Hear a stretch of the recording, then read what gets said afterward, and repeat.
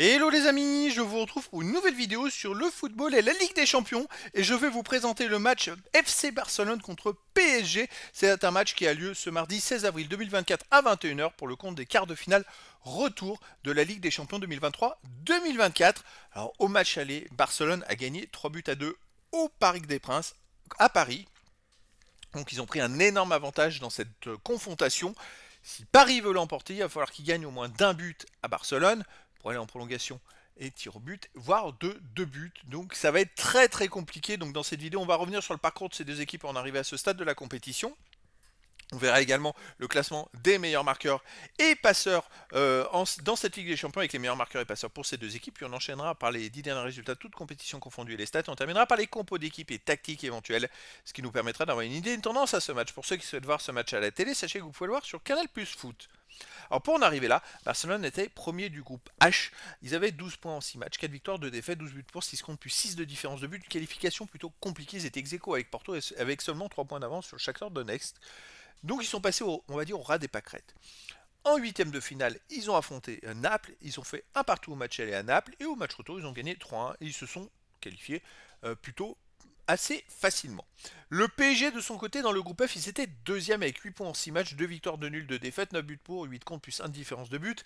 C'était compliqué. Qualification de justesse, ils ont fini à 3 points de Dortmund, ex-aequo avec l'AC Milan, 3 points d'avance sur Newcastle, ça s'est joué dans la dernière journée, il y a eu des renversements de situation, mais voilà, ça a été très compliqué. Ensuite, en huitième de finale, le PSG affrontait la Real Sociedad, ils ont gagné 2-0 au match aller et 2-1 au match retour à la Real Sociedad. Il y a eu beaucoup de blessés à côté Real Sociedad, mais le PSG s'est qualifié plutôt facilement. Au niveau des meilleurs marqueurs et passeurs, on a Mbappé pour le PSG qui est à 6 buts. Après, pour Barcelone, on a Joao Félix, Lewandowski, Torres 3 buts. Et après, il y a des joueurs à 2 buts et un but pour les deux équipes. Pour les meilleurs passeurs, on a Gundogan de Barcelone qui est meilleur passeur de cette Ligue des Champions ex-aequo, hein, avec d'autres joueurs avec 4 passes décisives. Pour le PSG, on a Zaire Emery avec 3 pour Barcelone, Pedri 3 et des joueurs à une passe décisive pour les deux équipes. Les 10 derniers résultats, toutes compétitions confondues, Barcelone, ça marche fort, hein. C'est 8 victoires, 2 nuls, aucune défaite, et ça inclut la victoire au Parc des Princes, bien évidemment. Ensuite, ils ont même gagné en championnat 1-0 ce week-end. Le PSG n'a pas joué du tout depuis le dernier match perdu contre Barcelone. Le match en championnat a été reporté. Et Barcelone, donc sur les 10 derniers matchs, a marqué 19 buts, en a pris que 5, plus 14 de différence de but. Ils ont pris que 5 buts alors qu'ils en ont pris 2 au match aller au Parc des Princes, hein. C'est pour vous dire, l'équipe, c'est vraiment costaud. À domicile, Barcelone reste sur une victoire contre Las Palmas 1-0, une victoire contre Naples 3-1, une victoire contre Mallorca 1-0, une victoire contre Etafé 4-0.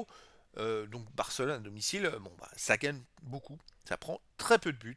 Vous voyez, sur les 4 derniers matchs, c'est 4 victoires et ils ont pris qu'un seul but. Donc va falloir, ça va être compliqué pour le PSG de ne pas encaisser de but et d'en marquer 2 de plus. Le PSG de son côté, donc sur les 10 derniers matchs, maintenant ça fait 5 victoires, 4 nuls, 1 défaite, 20 buts pour 11 comptes plus 9 de différence de but parce que ça inclut le match perdu contre Barcelone. Mais à l'extérieur, Paris reste sur une victoire à Marseille 2-0, une victoire à Montpellier 6-2, une victoire à Real Sociedad 2-1 et un nul 0-0 à Monaco où ils avaient été un peu ballottés. Mais vous voyez, même à la Real Sociedad où il y avait beaucoup de blessés, ils n'ont pas été capables de gagner. Ils ont gagné que 2-1, ce qui suffirait pas contre Barcelone. Ça les emmènerait en prolongation, on voit tir au but, mais ça ferait pas une qualification. Alors à noter qu'il y a quelques années, il y a 2 ou 3 ans, le PSG a affronté Barcelone en poule et ils ont gagné 4 buts à 1 à Barcelone avec un triplé de Mbappé. Je crois que c'était au moment du Covid. Donc le PSG a déjà fait. Je crois que d'ailleurs le PSG avait été jusqu'en finale cette saison-là en Ligue des Champions, il me semble. Allez, au niveau des compos d'équipe et tactique, alors Barcelone, ça serait du 4-3-3 et gardien de Ter Stegen, défense Koundé, Arroyo, Cubarsí, Cancelo, milieu de terrain, Pedri, De Jong, Gundogan, attaquant Yamal, Lewandowski et Rafinha. Pour le PSG aussi du 4-3-3 et gardien de Donnarumma, défense Hakimi, Marquinhos, Hernandez, Mendes, milieu de terrain Zaire Emery, Vitinha, Ruiz, attaquant Dembélé, Mbappé et Barcola. Donc voilà les amis, le décor est planté entre ces deux équipes.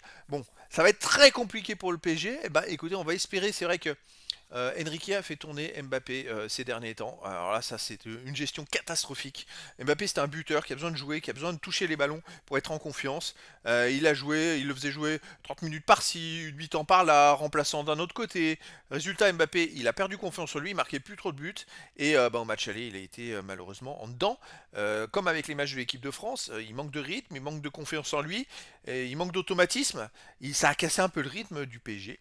Donc on va voir ce que ça va donner ce match retour. J'espère qu'on va retrouver le grand Mbappé. C'est vrai que c'était une grosse déception ce match aller. Malheureusement, quand ils ont mené 2-1 le PSG, franchement, je pensais qu'ils allaient Ils étaient menés à 0, ils ont renversé la mise en deuxième mi-temps, et puis derrière, eh ben, ils ont coulé, quoi. Ils n'ont pas le droit. T'as pas le droit de perdre, de prendre 2 buts quand tu mènes 2-1 à domicile. En plus, en Ligue des Champions, il faut assurer le coup. En plus, ils dominaient. Ils auraient presque pu mettre un troisième but. Et dégringolade derrière, ils perdent 3-2.